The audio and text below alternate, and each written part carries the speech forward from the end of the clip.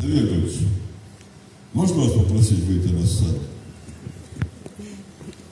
На него это неожиданно, скажу вам честно.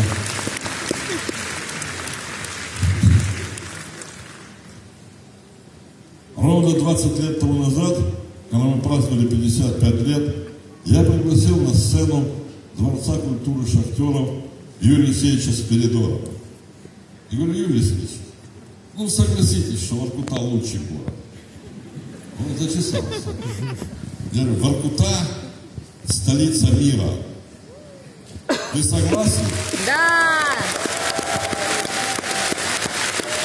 И когда Юрий Алексеевич говорит: ну, вообще, согласен. С того времени пошла наша фишка.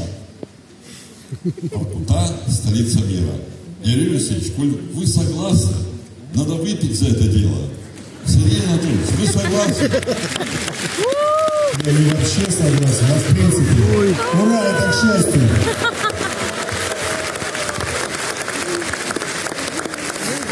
Так дело не пойдет. Пойдет.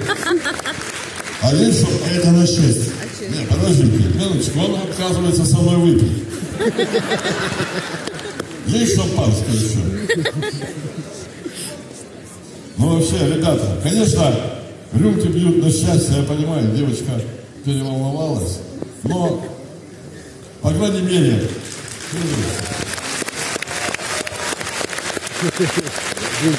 Воркута, за вас, за столицу мира, за ваше будущее, счастья!